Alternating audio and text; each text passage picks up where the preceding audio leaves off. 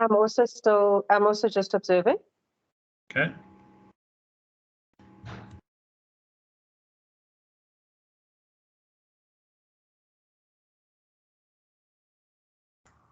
Or Mario, maybe I should just rephrase, I think Marlon and I is not observing to check on you. We're here to support the process for new students. So hence the observation is to basically sit and say we fully support this process, and we also would love to welcome the new students here this afternoon, or the students that want to further their knowledge by attending this session.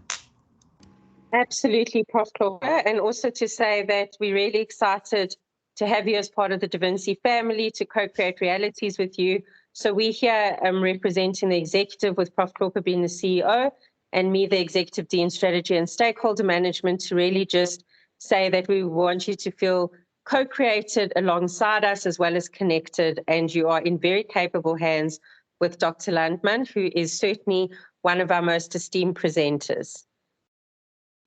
Oh, wow, thank you for that introduction. Colleagues, if you don't mind, I think we're going to get started. These sessions are very short, only half an hour long, and they've been specifically designed as a means of sort of introducing you to the world of higher education. The following sessions, the one following the one we're doing today, will delve into very specific issues of academic literacy. But as a departure point, we thought it might be a good idea to sort of let you know what you setting yourself up for. How do you organize your life around your higher education studies? So welcome everybody. We're very excited to commence these sessions for 2022. And we are hoping that while you're waiting for your formal academic program to start, that you would join us for the rest of these sessions, and that you would take some value from them.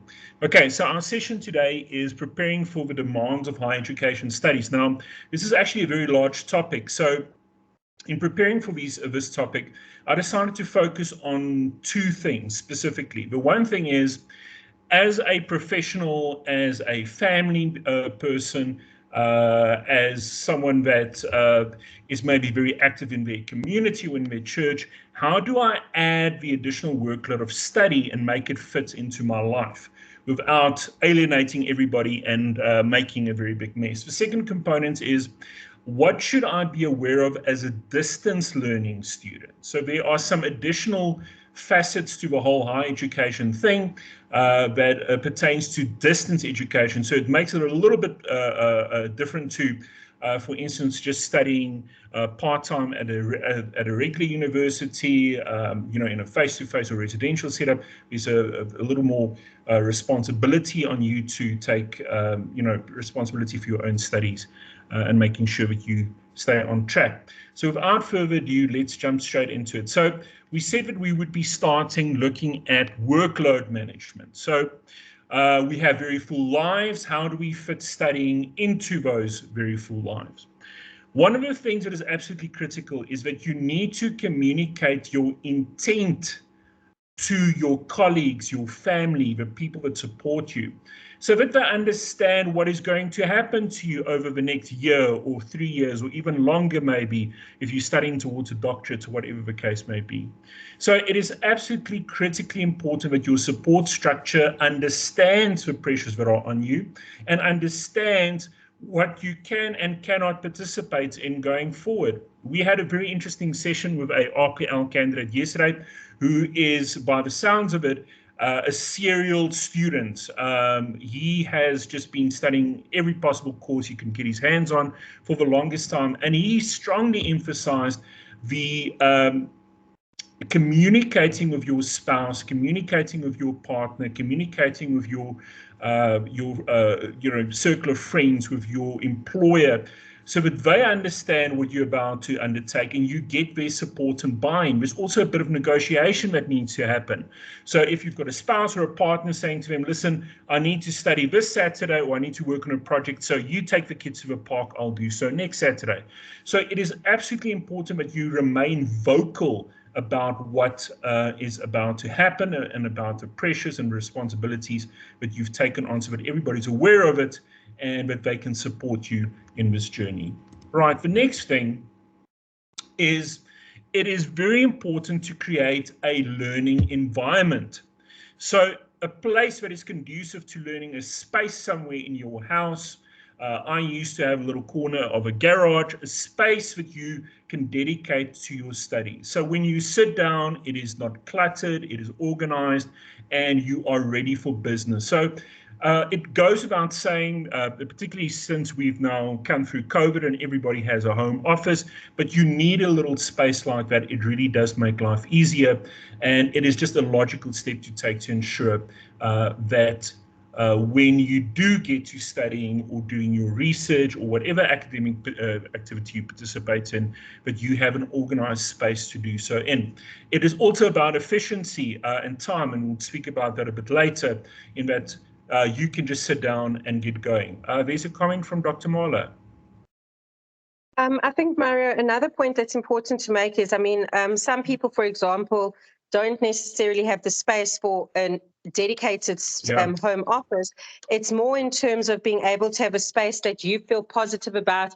So, for example, I put my desk with a beautiful picture above it, etc., made sure it was organized, as you said. So, yes, it didn't have a closed door, but it had the kind of conducive environment, and also remembering that DaVinci House is open to students whenever they wish to. There is office space, there is workspace, so you're welcome on weekends, etc., to go into DaVinci during the week. There's security there all the time as well. Absolutely, very, very important point. It's when I sort of was working on my own studies, we had a very, very tiny little apartment that my wife and I shared with a new baby, so we didn't have a space. But I managed to create, a little desk for myself that I carried around. So sometimes it's in the room, sometimes it's in the garage, sometimes it's in the kitchen. But I had all my notes together. I had a little box for all my textbooks, etc. It's helpful to create a dedicated space if you have a space. To make sure that you can get going right away with a limited time you've got available. Something that is quite debatable is the issue of routine. So when I speak to or trying to give guidance to my own students that I supervise in their postgraduate studies, I emphasize the importance of routine. But often, and it depends on your personality, creating a space in your day, let's say you put the kids to bed, you kiss your spouse, and then you're off to your little corner from 9 o'clock until 10 o'clock or 12 o'clock or whatever the case may be, could create some resentment. In other words, you are it's not a positive routine, it's a routine that you keep to, but it is not always, you're not always feeling up to it, or you're not always in the best headspace. So creating a routine as far as possible is helpful. Specifically when you're working on large projects, you know that you sort of have a time in your day that you're going to work on it chunk by chunk by chunk. But it's always also important to be mindful that routine is not what drives you, but your willingness to dedicate time to your study. So routine is good. Some people work well with routine, others do not. It's important to keep a balance, and to while we try to dedicate the time of a portion of our days to study, it's also important to understand that it's not a mindless exercise. And I'm sitting down at 9 o'clock, but I don't really have anything to do, so I'm just surfing the internet, or I'm not really feeling well, or I'm not in the best headspace. Then it becomes fruitless. So try to create a routine, but also be mindful that balance is also important. Efficient learning sort of ties into the whole thing about creating a space and creating a routine. You don't want to sit down at 9 o'clock and, rumble through notes, or to find notes, or, scramble around to see where the things where you were working on yesterday, and you misfiled a chapter, and you misfiled an assignment. It's very, very important to keep your space and your studies organized. Now, luckily, we make use of a Moodle platform, so that sort of is where we curate all your learning resources and your assignment information, everything that you need. So everything is in one space for you to access. But when it comes to assignment preparation or research, it is important to make sure that the time that you've dedicated to that endeavor is as efficient as possible. So you are able to get going right away, you're able to access what you need to access right away, and you just have a productive studying session.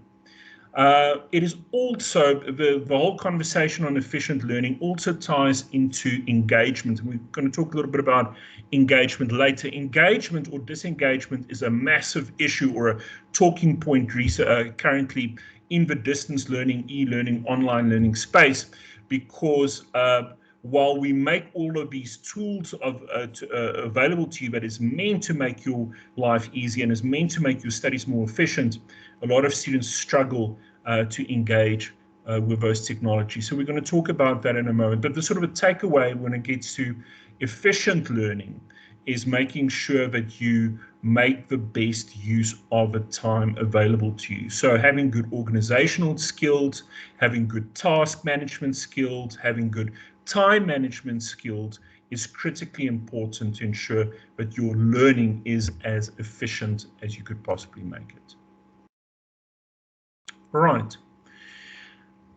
Something interesting, and this is a switch that we all need to flick in our heads, is that ultimately, even though I'm a student enrolled at a particular institution like the DaVinciInstitute, the buck stops with me. I have to take the ultimate accountability for my studies and for my progress.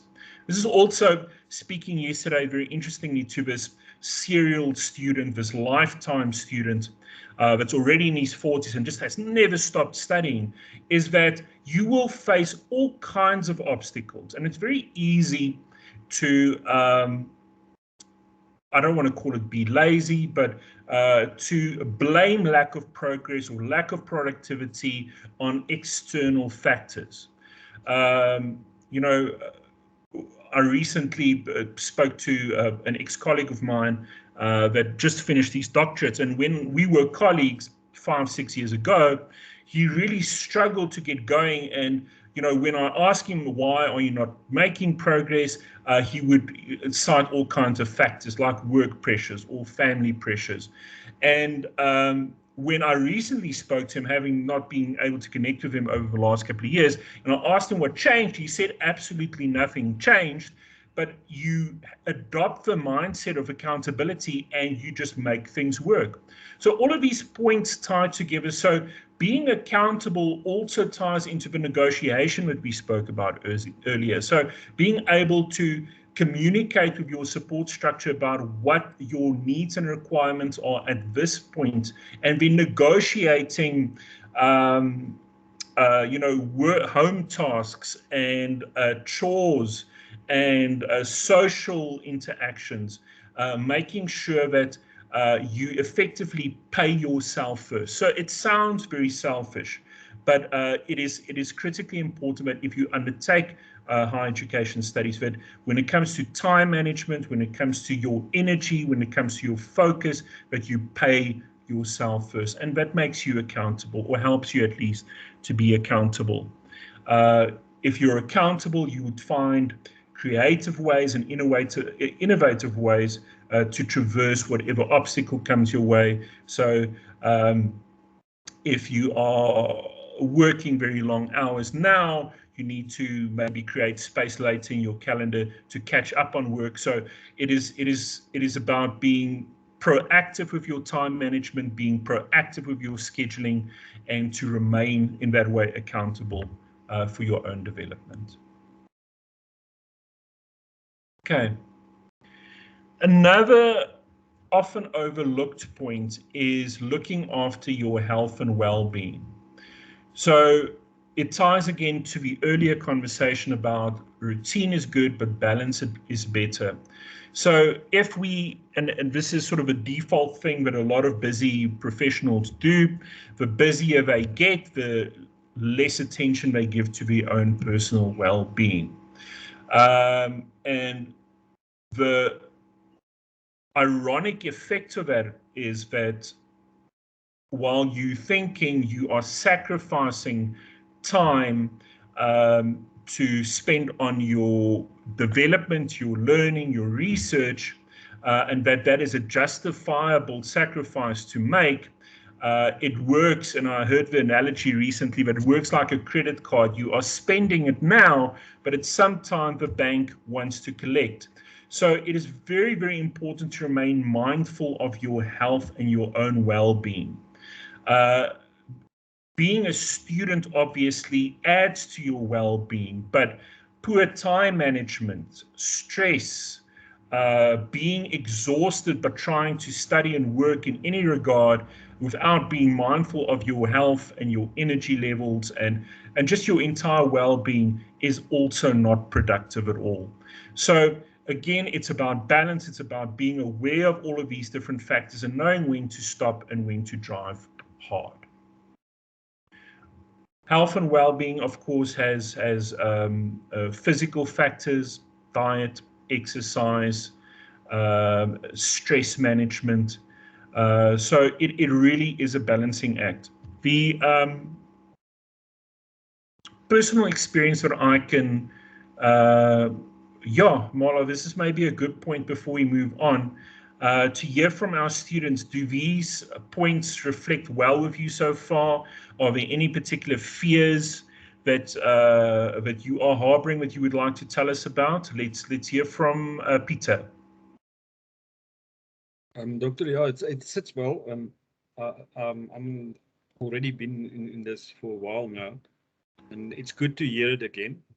And it's important about the space that you're talking about, because I take, for instance, we're still working from home, so unfortunately my workspace and my study space is the same now. So yeah, so that gets you down a little bit, and that's a big mindset to get over that.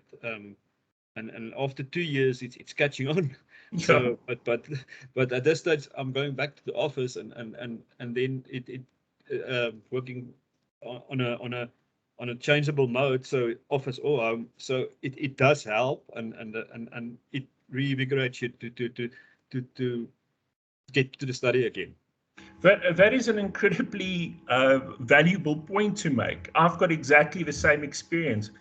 And it's for that reason that I move my laptop all over the house. I sit in the kitchen, I sit outside, I sit in the living room, I sit all over the place just to try and break that monotony and, to re-energize yourself a bit. So Peter, yeah, that is a very, very valuable point. And I think, Mario, that's also why I made the point, so Peter, for example, I always joke and say DaVinci has a good cappuccino machine. Like in the mornings, on a Saturday morning at DaVinci, it's super quiet, so sometimes I'll just go sit there at that round table or at the conference table there in the, as you walk into DaVinci House, and you can have coffee. And even if it's just a 2-hour breakaway and go sit there and work, it does help to change the environment completely, and I think being at a space also helps you to feel that way.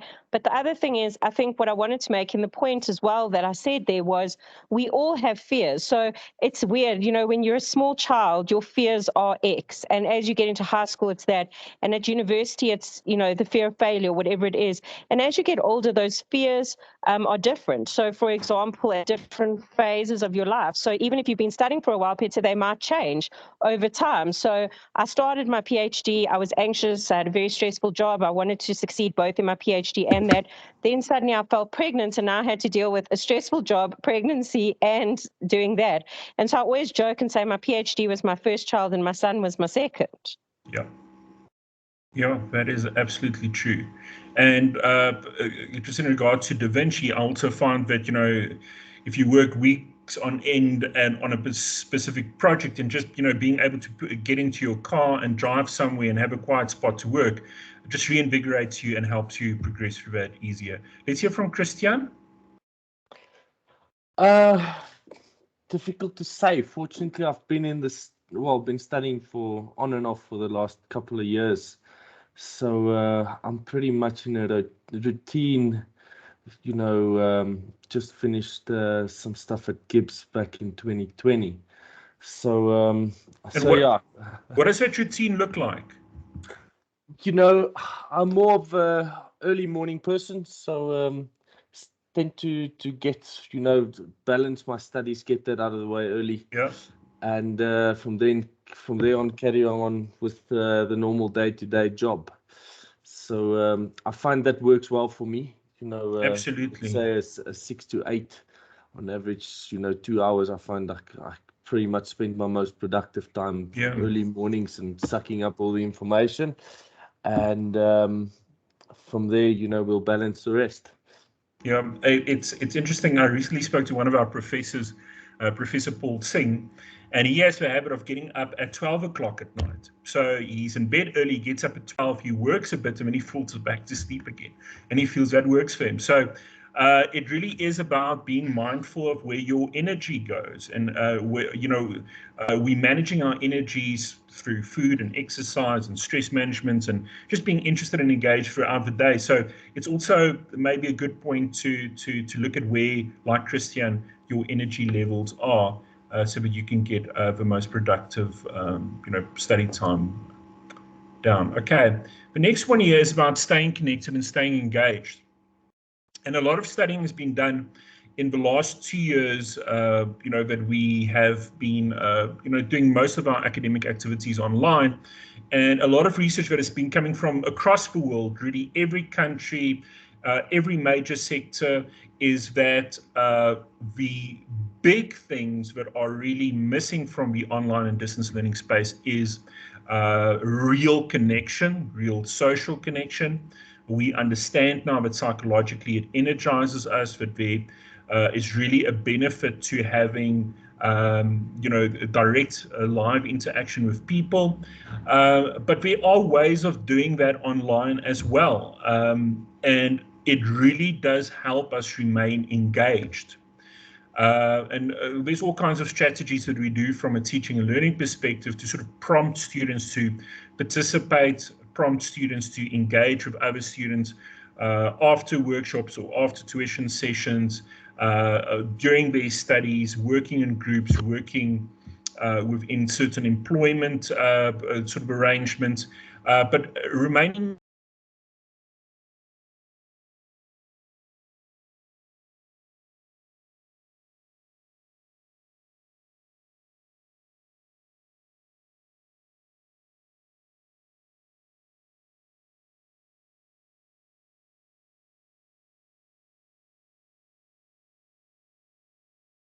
have employed strategies to make sure that you keep everybody on the bus, you keep everybody engaged, you keep everybody talking and participating. But that only works within that session. It has been up to the student to sort of find ways of keeping themselves engaged in their studies. And it really, the tie has now been made that a big part of that comes from remaining connected with students. There are reasons for it. Competition is a reason for it. Just you know, remaining aware and discussing topics. All of those things contribute to your level of engagement. Okay. All right. The last one I felt I wanted to put in. It's not the most important point, but it is a valuable point in the distance learning experience. Again, looking at research that has come from all the different sectors.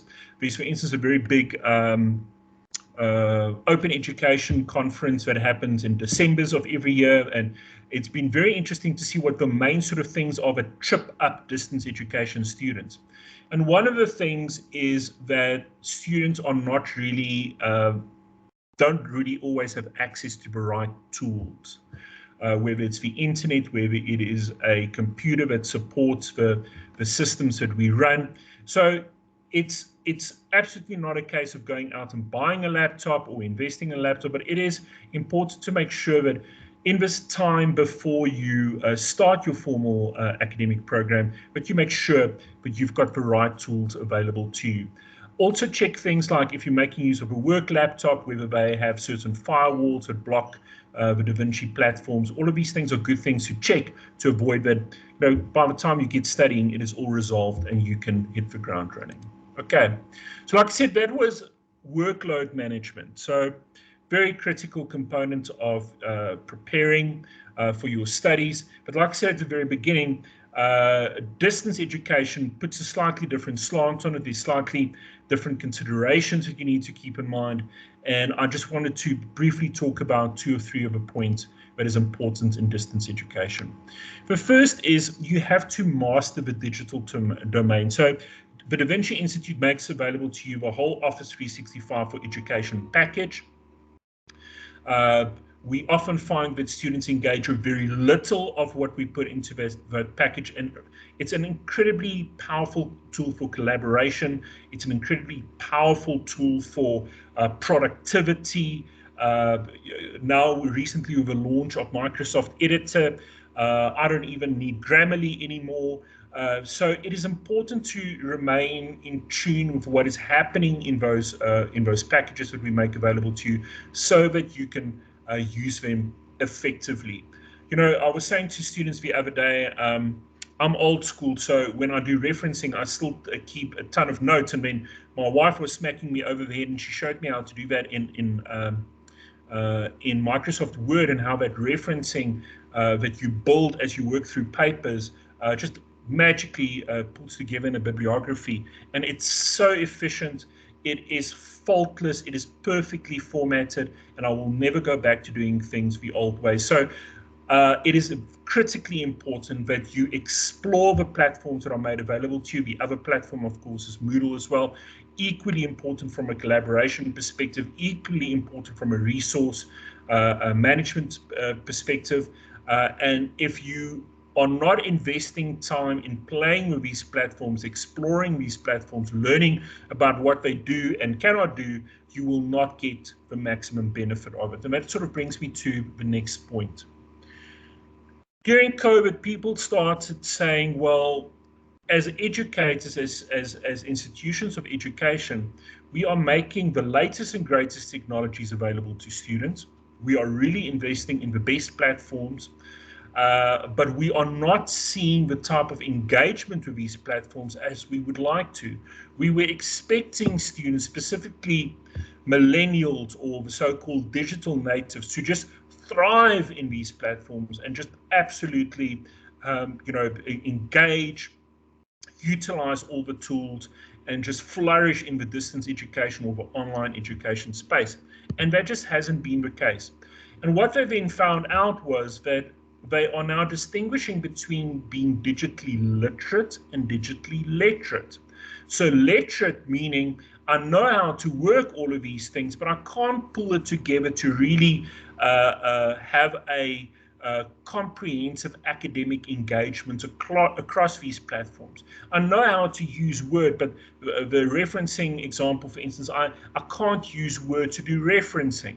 So we are finding that students have a working knowledge of all of these platforms, but when they're asked to integrate all these different technologies and all these different components that sit on these different platforms to have a comprehensive or a holistic education experience, they struggle to do so.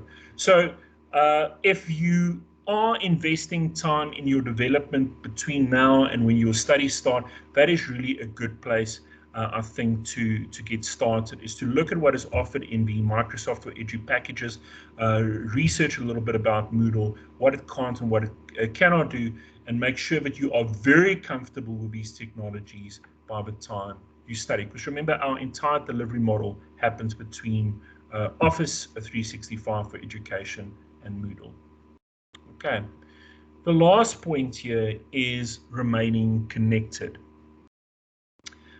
Also an interesting phenomenon that came out of all the research that has been done about how well students are performing on these platforms over the last 2 years is that, like I said earlier, the students are not really engaging with the platforms. They go on to download an assignment, to download a guide, and they're not back on it again.